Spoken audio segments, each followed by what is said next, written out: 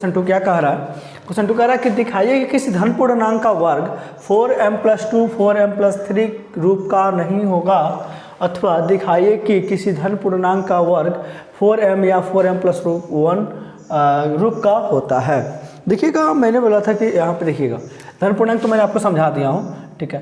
तो 4m+2 या 4m+3 का रूप का नहीं होगा। मतलब क्या है इसका? देखिएगा, हमने बोला था a = bq + r, और r क्या कहता है? r 0 से बड़ा या बराबर हो सकता है, लेकिन b से छोटा हमेशा होगा। तो यहाँ पे b से छोटा होगा, ठीक। तो यहाँ पे b बराबर क्या दिया? देखिए तो b बराबर क्या दिया? 4। b बराबर क्या दिया? 4। तो जब b बराबर 4 दिया है तो r इससे छोटा ही होगा। क्या होगा? 1 2 3 या 0 0 1 2 3 कुछ भी हो सकता है।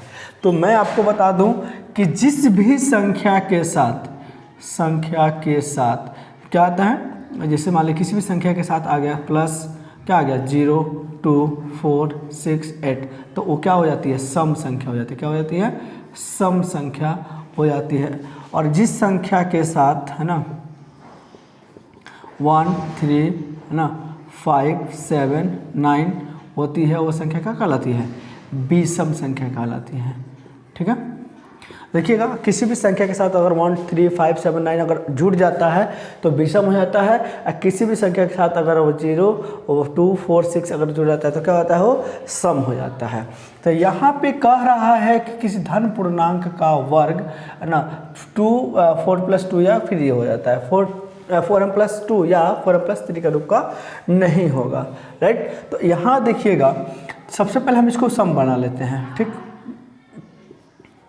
तो 4m+0 एक सम होगा, और एक होगा 4m+2 एक सम ये होगा, दो सम ही होगा।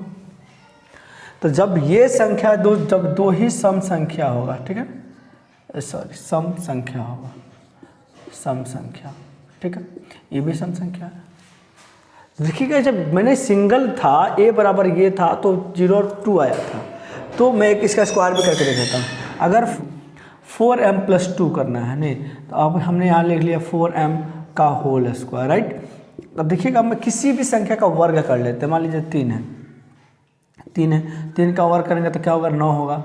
और 9 को जब आप 4 से भाग, 4 दूना 8 होगा ना, एक आया। मान लीजिए हमने 4 का स्क्वायर कर दिया तो 4 चौका 16 आया, है ना। तो 4 को जब भाग करेंगे तो 4 चौका 16, है ना। तो यहाँ पे देखिएगा 4 चौका 16 आया, कट जा रहा है, 0 आ गया। मान लीजिए यहाँ पे 5 ले लिया हमने, 5 का स्क्वायर कर लिया, तो 5 का स्क्वायर किया तो देखिएगा 5 के स्क्वायर करने पर 25 आएगा। 25 को भाग कीजिएगा 4 से तो 4 छके 24 आएगा। यानी हर केस में किसी भी संख्या का वर्ग करके, अगर हम 4 से भाग देंगे ना, तो हर केस में शेषफल के तौर पे 0 आ रहा है और 1 आ रहा है। तो जब 0 और 1 आएगा तो आप कैसे लिख सकते हैं? 4m+2 4m+3। इसलिए हम कह सकते हैं यहाँ पे 4 चौका 16m² हो जाएगा। किसी भी संख्या के लास्ट में देखिए तो हर हाल में, हर केस में अगर डिवाइड करने पे शेषफल के तौर पे 0 और 1 आ रहा है तो कैसे हम लिख सकते हैं? 4m+2 या 4m+3। इसलिए कह सकते हैं 4m+2 या 4m+3 का 3 के रूप का नहीं होगा, राइट। अब देखिएगा, कह रहा है कि दिखाइए कि किसी धन पूर्णांक का वर्ग 4m+1 का रूप का होता है। तो जाहिर सी बात है कि जब देखिएगा शेषफल के तौर पे 0 आ रहा है, शेषफल के तौर पे 1 आ रहा है, तो यहाँ पे हम लिख सकते हैं 4m या 4m+1 के रूप का होगा, क्योंकि किसी भी संख्या के वर्ग करके 4 से भाग देने पर शेषफल हमेशा 0 और 1 आता है। ठीक, इतना लिख सकते हैं।